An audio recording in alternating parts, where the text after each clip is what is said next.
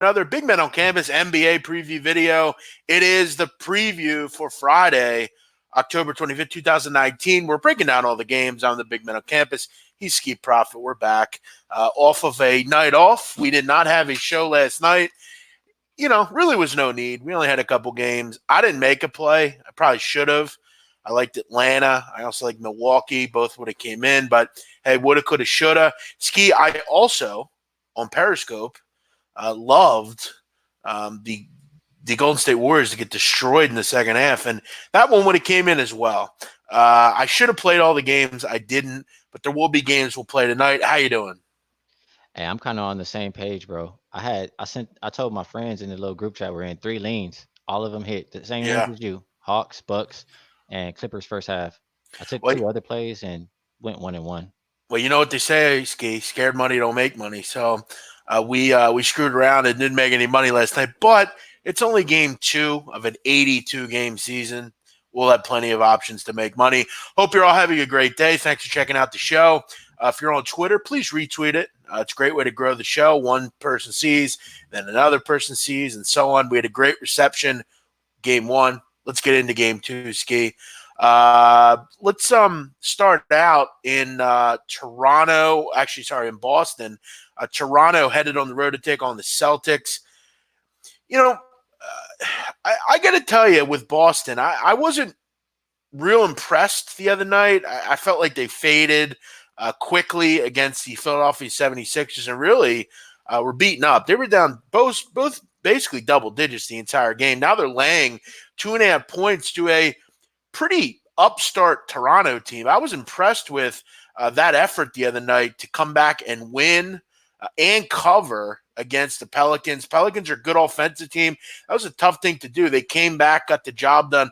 But again, not at home here, having to travel. Who stops Siakam in this game? I mean, I don't know that. I think Boston all year, Ski, is going to have trouble with bigs for opposing teams. They just don't really have a ton of guys to really handle the big for the opposing team. Look, Enes Kanter, a nice offensive player, not exactly a great defender. Will Kemba Walker bounce back? He didn't play particularly well against the Sixers. We know Toronto, pretty good defense. I'm not betting this game. I lean Toronto, though. I think at home, I think on the road here, I still think they'll be very involved with this game late. We know they have a winning pedigree. I kind of lean with the Raptors here, but I'm not playing this one. Are you on this game? I'm looking at it a different way, but just based on what you said, they kind of started out different. Toronto started off slow, came back and won and covered the game. Boston started off fast and then disappeared as the game went on, mostly in the second half. But you mentioned it. You said who stops Siakam? Boston is extremely small. Who do they have? Williams. I'm Cantor. just yes, Cantor's out, so it's not many Oh, bodies he's not there. playing tonight. He's Really? out. Yeah, he's out. What happened? I thought he wasn't playing against the Knicks. I didn't know he was out Ah, tonight. you know, I can't tell you the exact injury. I did look it over, Hmm. but I could tell you in a second. Wow. Okay. Now I really Left knee worry. contusion. Left knee contusion. Wow. See, that So must have been brand new because I didn't hear about that. That's big news. right, and then so it kind of makes it hard to trust Boston. But I mean, at the same time, they shot 37% last game. I don't really see them shooting that poor. They usually play a little bit better at home. Granted, they don't have all the same players they used to have. If I'm playing this game on the side, I'll probably have to take Boston early, or maybe lean towards Toronto, maybe towards the full game. The way I want to look at it, Fred Van Fleet, he got hurt last game. He had a sprain. He sprained his ankle. They didn't play too many players in the rotation for Toronto. They just kind of threw him back out there on one leg, and he couldn't do anything. I don't think it's going to be too much better today. I would probably look at a player prop, Fred Van Fleet, under 15.5 points. Yeah, he had a big game, game 1, but as you said, a little hobbled. Probably will be it'll probably be a bit tougher. You'll have to deal with obviously Marcus Smart and some of the better defenders that they can throw out. Jalen Brown. So yeah, I actually don't hate that. That's actually a pretty good play. Now that I know Cantor's out, I really worry who's going to stop Siakam here. You can have a big game here, but again, I'm not a big fan of really betting on a team just because a player's out. Usually in the NBA, other players step up. It's usually not a big deal. All right, let's move on. At any rate, I'm not on this game, not playing it. 535, 536, Minnesota headed on the road to take on Charlotte. Minnesota laying 5, total 225.5. When I was doing some research and kind of looking into some things here, Minnesota was a 5.5 point favorite. It's now down to 5. Late money coming in on Charlotte. Are people buying into Charlotte? The under's been getting smashed here as well, and it doesn't make a lot of sense to me, Ski. You look at in game one, Charlotte was incredibly fast. Their fast break efficiency was the best as far as any team in game one. They looked to go quick. Minnesota, they had a ton of possessions in game one. We talked about their ability to score the basketball. I've talked about, I think Minnesota's better as the season goes on defensively than people think, but both teams had no trouble scoring the basketball. I don't quite understand this move down. Another game I'm not betting. If I bet it, though, I'd probably look at this late hour at taking the over. I know it's hard to believe that Charlotte will probably not maintain the same consistency they had in game one, but both teams play with a really nice pace. What do you like here? Anything Charlotte, Minnesota? You're muted, Ski. My bad, my bad. I'll get it together. But I agree with you as far as the total. We talked about Minnesota last game. They played the fastest pace in the preseason. They Great played in call. the fast pace in that first game. And Charlotte, I mean, they got at a high scoring game with the Bulls. They put up 126. So I would agree. I mean, the line went down. I don't agree with that. It will be over a pass. And on the side, I mean, I said it before. I don't really like Minnesota on the road. Last time you got them catching points. This time they're laying points. Yeah. I don't really like Minnesota on the road laying points. And Charlotte, they're a good home team that's not supposed to win a lot of games, but hey, they won the first game. Yeah, definitely a tougher spot for Minnesota. Like the Nets, I prefer to get points with these two groups. It's not a great spot for me. I think Charlotte, look, they're bad. But I think one thing we can find out about the NBA this year, every team has something. Every team has something to get excited about. And for Minnesota early on, the defense doesn't look good. They're running at a really high level. I think the Hornets could hang around, surely. And I think, obviously, bettors are starting to see that. Maybe this isn't a great spot for Minnesota on the road here. I'm going to lean towards betting the game over, though. This number continues to get bet down. That's generally a great thing to do, fading line movement early on. I would look to get on that. In fact, that's probably going to be one of the play. This is a play I was really close with as far as over. I just worry that Charlotte just kind of goes back to where we think they will offensively, and that's not very good. Let's move on here. Also, Next, one thing on that, yeah, Nicholas Batum fractured finger. He's yeah. out. Big loss as well. He had a pretty solid game. As far as I know, I think he played in game one. It's always hard to keep track of these injuries, especially early on. You got to make sure you have a good avenue for that. But I will say this, Ski, and I mean this, and you might think I'm crazy. It's really different for me with most teams. Like the Kings tonight, they got a couple really important injuries. Most of the time with NBA, I don't really worry a ton about that. Most of the time, guys just step in and it's okay. But yeah, I mean, Batum for a guy like Charlotte, that's a big loss. So you hate to have that happen.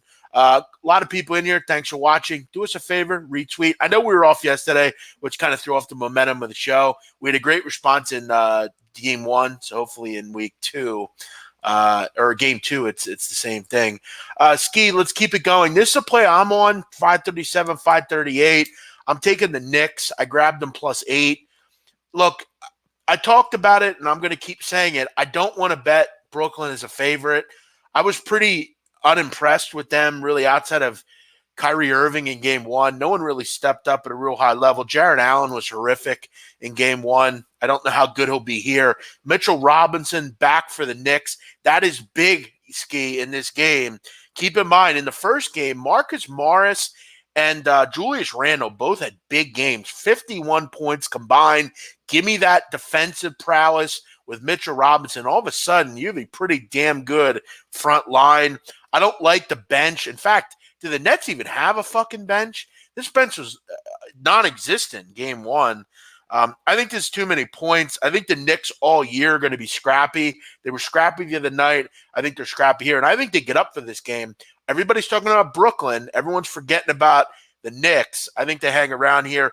I don't think it's out of the question to think they can win this game. I think you're going to see a lot of games this year, Skee, where Kyrie scores 40 or 50 and they lose. They remind me of the Sixers when Allen Iverson was dropping 50 every night and they were losing. What do you like here? I like the Knicks a lot.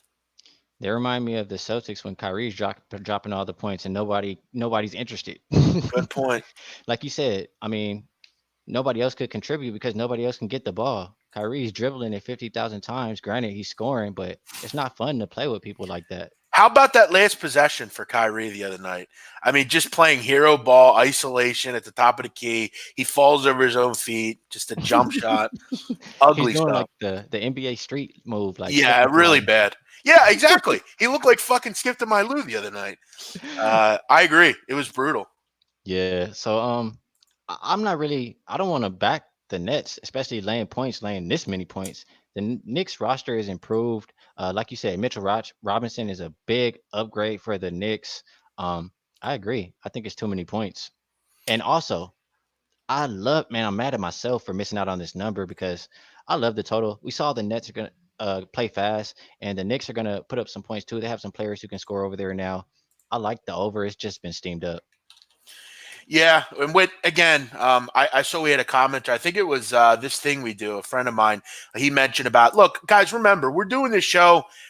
We have to do it at some point. Unfortunately, there's games where we're not going to get the best number in. You obviously keep track and make sure you understand of what what we're doing when we're betting. Sometimes we're going to bet earlier than the show. It's all about numbers in this game, and sometimes you can't wait. Just know you're always going to get a great breakdown when you come to the show here. But yeah, I think we're both in agreement here. This has to be the consensus. No, Skee, right away. It's got to be the consensus. Hey, right away. I mean, let's keep track. This is the one we both agree on. Yeah, I think this is a really solid spot. Again, I like the Nets. I'm going to definitely bet them against better competition. I don't know how much they're an under. I mean, they're going to be an underdog, but the East is obviously poor. The Nets are going to be a favorite a lot this season. I think there's going to be a really good angle to fade this team going forward. So there you go. Consensus play. We're not waiting on it because we did the other night and we got fucked. We're going to go with this one. Our first consensus play of the season. Skee Profit, I both like the Knicks +8 against the Nets. Let's move on. I don't have much on this next one. Thunder against the Wizards. I was pretty impressed the other night, Skee, with the performance from the Washington Wizards. I thought they were pretty good defensively. The problem was we couldn't score. Look, all season they're going to have issues scoring. There's just not a ton of talent in this team. I haven't been overly impressed with the Thunder, and I think this is a lot of points to lay for an average basketball team. I don't have much in this one. I mean, is anyone really running to back the Thunder, laying this kind of number? Seems almost too high to me. But then again, in spots like this in the NBA, I almost look towards it. I think the Wizards have a lot of trouble scoring. I'm gun in my head. I take the Thunder. I'm not betting it. Yeah, I mean, OKC, I think showed us something too. They were winning in that game. The Jazz had to come back, and they needed a hero ball from Mitchell. So, I mean, it's still it's still up in the air what kind of team this OKC team is for me. 8 points is a lot of points, but Wizards are terrible. They're still missing a lot of bodies on that side. If I'm playing it, I'm laying it with OKC. Yeah, that's kind of my thoughts. But again, this won't be a game I'm looking on. Again, maybe an under. Wizards are going to be a bad offensive team all season. Next one, Pelicans and Mavericks. Currently, Mavs getting 2 here. Pelicans laying a couple here in their home debut. Total 227. I kind of like the Pels. I like the fight in this team. You have to wonder, though, that's a tough loss the other night. And I think this is what the Pelicans are, Skee. They're going to probably be really competitive in games, and they're going to find ways to lose. That's how good teams are built. Next year, I'm sure, or later in the season, they'll find ways to win games like the other night. But, Skee, I think we all know what the other night was. Raptors are a team that's been there.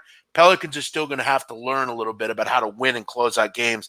And I think that's fine. I mean, I don't think anyone's expecting this team to go to the playoffs or be crazy good. But they're back at home. I'd have to figure they'll love the crowd. Looks like basketball's back again in New Orleans. I don't know if it was ever there, but it's back. or there now. Luka and Porzingis were good in game one, but where the hell was the rest of the team in game one? I think Dorian Finney-Smith and I think maybe only one other player had double digits. It was a Doncic-Porzingis show, and I have a concern, Skee, tonight. I think if those two go for 30, I don't think it's going to be enough to beat the Pelicans. You got to score to beat the Pelicans. I think the Pelicans find a way to close it out this time at home. I like them here -2. Man, I think I disagree on this one. Okay.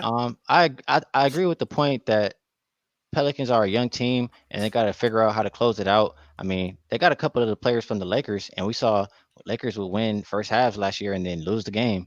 So, I mean, you got two of the players right there in the starting five. As far as Dallas, last year they were a team that was really good at home. They were not good on the road. They should be better this year with the dynamic duo, Luca and Porzingis. I don't see who guards Porzingis in this game. I mean, you don't have Zion. Is it going to be Ingram? I don't think Ingram can hold him. I think Porzingis does whatever he wants to do. From a side perspective, I would have to take the 2.5 points with Dallas if I'm playing the side. And the way I like this game more is the total.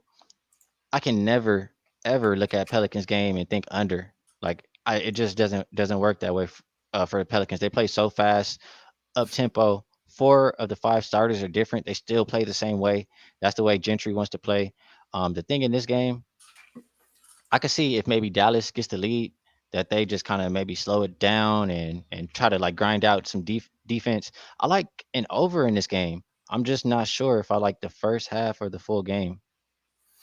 Yeah, Pelicans, I think one of the big problems with this team, and I was disappointed that Jackson Hayes, we haven't seen him at all. I think he could be a decent defender for them. He was a terrific player at Texas, real good shot blocker, kind of similar to like a Mo Bamba type. They really don't have much for the Pelicans from a big perspective. I mean, Ingram is more of a 3 or a 4. Favors. I'm not running to the window to grab him as a defender.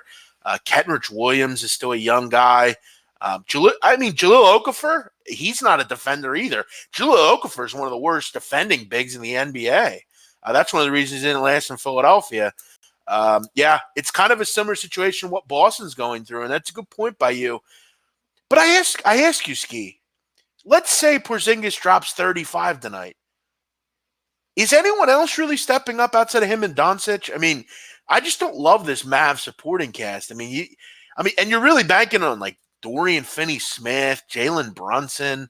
But I hear your point. If I'm looking at the Mavs, instead of taking the Mavs, I would personally look more towards just isolating Porzingis and isolating that matchup and saying, you know what? I know he's going to score. I know he's going to have a big night. Kind of maybe like Lauri Markkanen did the other night for the Bulls. No one could really stop him. I don't know that. I don't know that after hearing your breakdown, I think that could be a better play even more. But Pelicans at home, maybe they kind of hang around because just they're a better offensive team. But Any lean on the total, big man? What was that, brother? Any lean on the total? To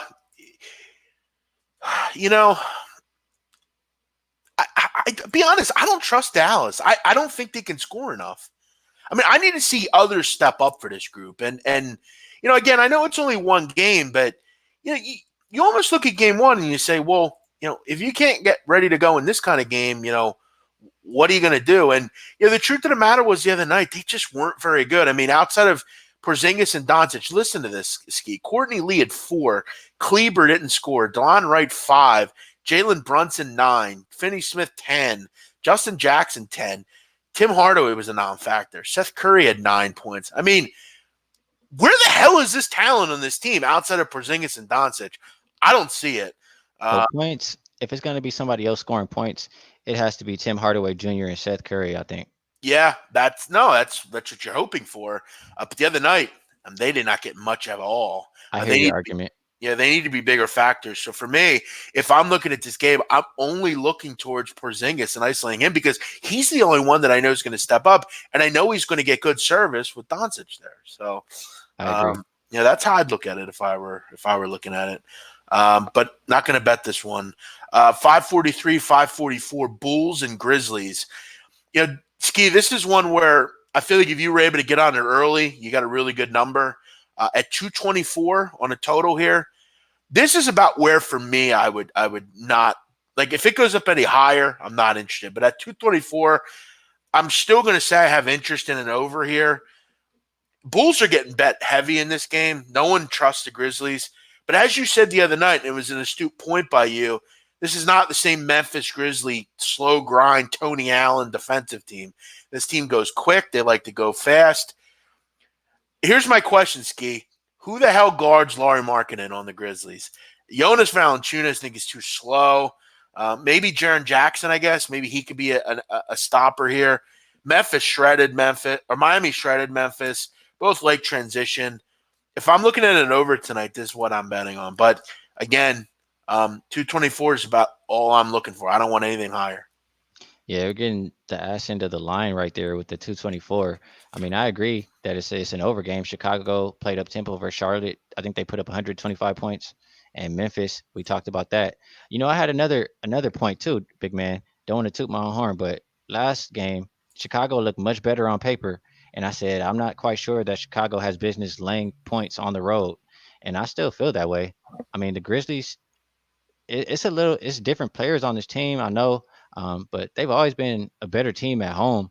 And we saw last year, every time they're at home, they're covering. So it's tough for me. I don't want to lay points on the road with Chicago. If I'm betting on the spread, it has to be Memphis. And I agree with you. It's an over game. Yeah, I mean, the Grizzlies are going to, they're going to be in transition. They'll have plenty of chances to score. Look, I mean, people will bring up, they only scored 101 the other night. Yeah, I mean, that's valid. I mean, Valanciunas he wasn't much of a factor.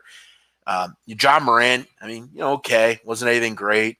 I need more out of like Grayson Allen, Brandon Clark, Bruno Caboclo, Valanciunas. I need those guys to be a little bit more involved. I think they will be tonight. But I don't have any reason to think the Grizzlies can stop the Bulls either. So Kobe White was good the other night. Again, didn't make my card, but I could understand it over here. Suns and Nuggets. Skee, I'd be interested to hear your opinion on this game. Suns going to be without DeAndre Ayton, which is a big loss offensively. Yeah, big loss offensively, but is it a huge loss defensively? Baines and Kaminsky, pretty solid defenders. In this game, I know they got to face Jokic. I don't know about you. Jokic looked a little slow to me. Looked like he gained a little weight. Looked like me after a weekend, Thanksgiving weekend. Maybe the first 3 quarters, big man, but not the fourth quarter. Yeah, I mean, he looked like he really kind of got tired. I thought he looked bloated almost. It was kind of odd. He looked like Todd in Breaking Bad, the movie. He used to be like really big. Yeah, big guy. I mean, I don't know have you ever seen his dad? I haven't, no. I believe it's Nikola Jokic. His dad is a policeman in Serbia or wherever. It might be him or Nurkic. It's one of those guys. Skee, I'm not kidding you. The guy's like 6'5", like 400 pounds. He's gigantic. Like he's huge. Like he's like, I got to look this guy up. I think it's Nikola Jokic's dad. I mean, he's like a policeman in Serbia. He's unbelievably big. I could believe it. I mean, I saw Jokic playing basketball before he lost all that weight, and I mean, he had game. He was just like super big. Yeah, I want to say I think it's Jokic. It's actually I think it's Nurkic's dad. Jusuf Nurkic, who's not a big dude really. I mean, he's a big guy, but he's not this big. Yeah, this is him, Hariz Nurkic. Wait, he's not even. He's 7 foot, Skee. 7 foot, 400 pounds. Nurkic's dad. Man. He's huge. He's one of the biggest humans on earth. Like that's huge. Jesus Christ. He's a Bosnian policeman. You imagine him gripping you up? Jesus Christ, man. What a what a huge individual. But yeah, as far as this game, we talked about the Suns the other night. In fact, I backed them, Skee. I liked them in that game. They killed the Kings. It was an easy winner. This seems like a number, Skee, that you would give the Suns last year. This year, I think they're a much better team. Do I think they should be 12-point underdogs? No. I would have put this number on 8 or 9. I know the Nuggets are good, but I like the Suns veterans. I like the young guys as well. I like the Suns here. 12's too many points. I'm not quite sure that I agree. I mean, I Okay. like that they have the point guard. Um, I like Rubio. Aiden. I mean, you got to go against Jokic and Millsap, and I just see Baines, Saric. I think they're too small, Yeah. and Yeah, it's not I mean, ideal. Aiden is a lot of points. Denver plays defense, especially at home. I think we see less points in this game, and I think Denver kind of has an easy time with Phoenix. Um, I like the under, I think, more than the side. I don't really want to lay 11 and a half points, but if it was under double digits, I would like Denver for sure. Looking at this game, like I said, Aiden out, you just have Baines, and I'm not quite sure who's even behind him off the top of my head right now, but Frank Kaminsky. okay, yeah, he's small too. So I would look. I mean, as far as a prop perspective, I would look for like Millsap or Jokic rebounds over, just because the other team is going to be a little bit smaller. I probably would also probably go with Millsap. I see Millsap at 6.5 and Jokic at 11.5. Probably Millsap rebounds over and the full game under. I think the one reason I stayed off this one is I think it's going to be right around the number the entire game. I think it's a bit too high. Like I said, I would have put it 9.5, 12. I think it could go, honestly, I think it could come down to like the last couple minutes where, Booker gets hot, hits a three or two or something, and keeps him in the game. It could be one of those games where this game's 16, 17 the entire time and you need a late run to get it covered. But again, I have a feeling you're going to be sitting on the edge of your seat in this one. And without Ayton first game, it's not an ideal situation, especially with Jokic and Millsap. But again, Millsap old, Jokic not in the greatest shape.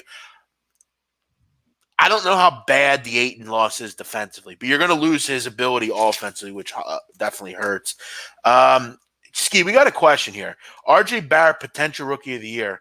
Yeah. Well, look, I mean, it's only one game, but um, listen, I mean, he looked really dynamic the other night. Dennis Smith wasn't real involved. He was the dynamic guard for the Knicks. And look, the kid's talented. He was one of the top recruits coming out in Canada.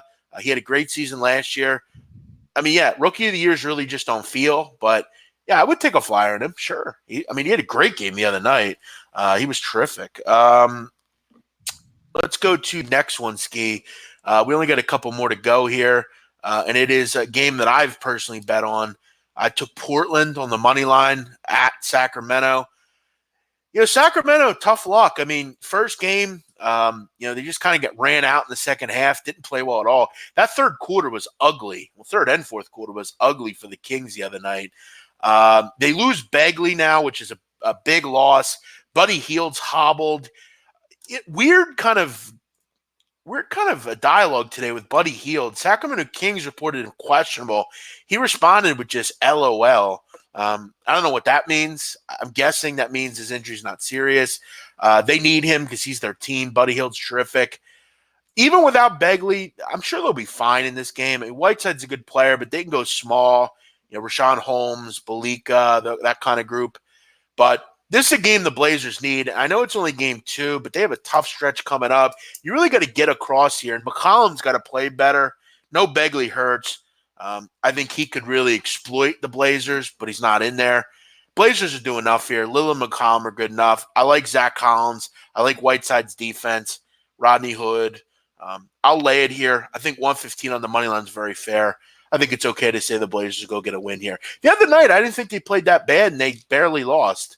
They could have played a lot better and got the job done. What do you like here, Blazers Kings? Well, the thing with that last game is Denver is a lot deeper than Portland, and they just kind of outlasted them. Remember, I Yeah, said great point. Portland early or Denver as the game goes on. It played out just like that. Great point. This one, the Kings are short as well. I mean, you talked about it. Bagley, Harry Giles, Where's the Buddy bench Hield. for the Kings either? Right. Buddy Hield. You say he put laugh out loud. Maybe he's not as hurt. Maybe his ankle's not that bad. Sure. But I agree with you. I mean, it seems like a Portland game coming off of that loss. Um, they're a better team than this Kings team. I like the Kings. I just think they'll get better as the season goes on, and they tend to start off hot and then cool off as the game goes on too. Just like in that Suns game. The thing is, big man, the line kind of reminds me of that Suns line. Like, why is it Yeah. like this? Well, listen, it's a different spot though. Kings are at home. Um, I think there's some excitement around the Kings. Buddy Hield, and I think Portland. I think people respect, but they are on the road. They didn't play great in Game 1. I don't see it. I think Portland's. Listen, Game 2 ski is never a guarantee. Okay, you don't need to have it.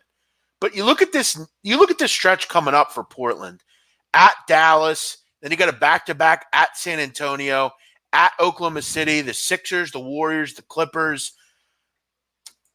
I mean, you really don't want to start 0-2. I mean, you got to find a way to get the job done here tonight if I'm the Blazers. It's not a must-win, but I think they'll do enough to outlast. Again, I didn't love what I saw out of the Kings. They faded, as you said early on. Healed, a little hobbled. I think that'll hurt. I think this is a good spot for the Blazers. I don't think they start 0-2. I'm willing to back that they don't. I agree. And with Bagley out, I think you can maybe take a look at Whiteside rebounds prop. It's either going to be 13 and a half juice or 14, but I think he cleans up on the boards tonight. Yeah, we know he's a great rebounder, great shot blocker. He could have, and that's where for me, I think if Bagley's in there, I think he has a lot of trouble with him. But no Bagley definitely helps. Who do you go to? I mean, Dedmon wasn't real much of a factor the other night. You just don't have much outside of Bagley. And again, no Willie Cauley-Stein. He's long gone. He's with the Warriors now. So, yeah, I think Portland gets off the schneid here and gets a win. One more ski. It's your squad. The Lakers hosting the Jazz. Lakers finally get a home game here with their new look team. 3.5 totals, 216. Ski, it's pretty simple.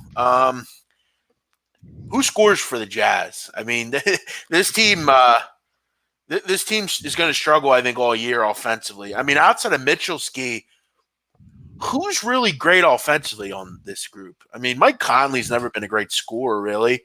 Rudy Gobert, he doesn't give you a ton. I mean, Bojan Bogdanovic, he was hurt, came back, played pretty well, but you're going to have to It's score. more of a collective thing, big man. I don't think it's necessarily one player, but I think the team as a whole can play together and score those baskets. I think you're right, and I don't disagree with you. Joe Ingles has to be better, though. This is a tough step up. I mean, we know the Lakers can score. We know they're really good. We know they have LeBron. We know they have AD. AD is going to be tough, but can Rudy Gobert handle? I'm not saying the Jazz won't impress. I think they're a solid group, and they'll be good as the season goes on. And their defense is really good. I mean, give up 95 the other night. I think the whole world's saying bet under here. I'm going to see how low this number goes, Ski, and maybe bite late. I think the Lakers show out tonight. I think they show the NBA that they can score against a good defense. I think they play a complete game. I'm going to see how low this number gets. If I can get to like 214 or something, I might bet this game over. As long as the Jazz give me like yes. As long as the Jazz give me like 103, I'm good. I think I'm good with that. I could see like a 115, 103 kind of game here, Ski. Wait. You're going to bet the over or the under? I'm going to look towards the over if I can get the right number. 115, 103 is under. Yep. Isn't it? No, this number's 216. Oh, you're right. Okay. Well, This was my bad. Brain fart. But this was my favorite play, I think, today. Simply because, I mean, the Jazz are going to play as a collective and score the points. But tonight, we're supposed to have Rondo starting at point guard for the Lakers. What does Rondo mean? Rondo means faster pace. It's going to be up-tempo all game, throwing lobs to JaVale McGee, to Anthony Davis. Maybe play side-by-side, kind of like how he did with Drew Holiday with LeBron. But I will say, I don't like Rondo, LeBron, and McGee in the starting lineup together because it's not enough shooting in the starting lineup. But just the fact that the pace is going to be so fast, you're asking for under, 220? It's 216 right now? Listen, Ski, this morning, 8:30 in the morning, this number was 219. It's down to 216. This game doesn't go till 10:30 tonight. I think it's going to keep coming down. People see Jazz. People see low scoring, good defense. As you said, great, astute point. Rondo comes in, pace is higher. Everyone else is helped. Everyone else gets more touches. I don't love the Lakers defensively. I think you could agree with that. Like I said, I think this game's like 115, 104, something like that. It'll be a tough, but I think it'll find its way over. And I'm going to wait on this one because I know it's not going to go back up to where it originally was. If I can get 215, I'm gonna probably bet this one. I'm going over. I'm glad you agree. You've got to fade line movement early on. People, the public, they're all in love with the NBA. They don't understand that you just can't bet that way. I like that we're in agreement here. Skee, what we'll do now, just go over some of your favorites. Go over the plays you're on. Our consensus, we took the Knicks plus the 8. For me, I have 2 plays tonight. Knicks plus 8, Portland money line minus 115, and I may add something with the Lakers over. What do you like tonight, Skee? I like both of your plays, big man. I locked in so far. I bet Fred Van Fleet under 15.5 points on the prop. My favorite bet is going to be that Lakers over. I could take it right now at 216. Honestly, I'm comfortable with that number. And the one I'm deciding between, or we both did like the Knicks. The one I'm deciding between, Dallas, Dallas, and or maybe it was Dallas and the Knicks. I forget. Yeah, Listen back if you need it. We went over every game. Skee, I'm going to wait on this one because you know what the public treats Laker games as? It's like Hawaii games, late night. These clowns that bet games, they just have to bet something, and they just bet stupid. So I'll wait. I'll let their crappy money come in. I'll wait for them to get drunk, basically, and then take their money. That's how it works. When you play poker, Skee, you always want to go late because you have these morons that come and they have 6, 7, 8 drinks, and they'd have no idea what they're doing. They're just donking money off. I'll wait on this one. I think we can get it even lower. Thanks for watching, everyone. Didn't get. Oddly enough, Skee, we had like 380 in here the other night live. Most people must be out taking their women out for dates or something. it is Friday. Yeah, it is Friday, which is expected. You and I will be back on Monday. We'll be going over the NBA card. Probably have a full week next week. We'll be here at 6:30 Eastern, 3:30 Pacific. Skee, have a good night. Our consensus play Knicks plus 8 against the Nets. Skee, leave them with something. Oh man, it's just great hanging out with you guys. I appreciate all the support. And I'll drop another play out on Twitter. If you guys follow me on Twitter at Skee Profit, you'll see another one coming up tonight. By the way, Skee Profit is at Wager Talk. Go check him out. I support him, and I always recommend that you go get him, get his picks. He's doing a nice job. And I want to address one thing real quick. And this isn't directly have Skee involved, but I've seen people in the past have an issue with Skee Profit, and even myself, for deciding that they want to monetize themselves and sell picks. Here's the simple truth behind things. Some people develop a following and want to monetize what they're doing. It's that simple. Instead of bashing people like Skee Profit, you should look at him and say, good for you. You've developed an organic following and you found ways to make money. The problem with most people on Twitter is jealous ones still envy, as Fat Joe once said. And most people are just irritated that it's not them doing it. Sometimes you got to go out and take what you want. I've done it. Skee's done it. You all can do it yourselves as well. I've been on Twitter for 10 years. I work very hard, and I do a lot of work in college basketball and other sports. I'm definitely going to make a little money. Most of the shit I give out is free, but my big season's coming up, and I'm going to charge for it just as Skee does. So make sure you do us a favor. Go support the people that come on these shows. They work hard. Skee's one of the best in the business at NBA. And make sure you go support him and everyone else. There's a lot of people that shouldn't sell picks, and I agree with that. Most of Twitter shouldn't sell picks. But guys like Skee Profit who work hard, they do their thing, go support them. It's that simple. And don't be jealous because it's not you doing it. You can go do it yourself as well. Skee is a prime example of that. When I met Skee Profit, he was a fucking nobody. Nobody knew who he was. It's that simple. And Skee, what did I tell you? Go out, put your name out there. He had a great season. That's how it works. Everyone else can do this. Me and Skee both had 0 followers when we started Twitter. Now I have 14,500. He has 16. Yeah, he has more than me. And I will tell you too, 1 year ago in September, I had 500 followers. There you go. That simple. It's all about info. It's all about quality work. If the records are not good, you can't buy. That's another ridiculously idiotic comments. Sometimes people have bad weeks, bad months. Look at someone from a larger spectrum. Skee, I will say one more thing. You equate it to poker. There's a reason you see Phil Ivey and Doyle Brunson and Daniel Negreanu and Phil Hellmuth and Mike Madison. There's a reason you see all those guys year after year playing poker. They've had tough years. They've had tough months. They've probably had a tough couple of years, but they're the best. That's how good it is.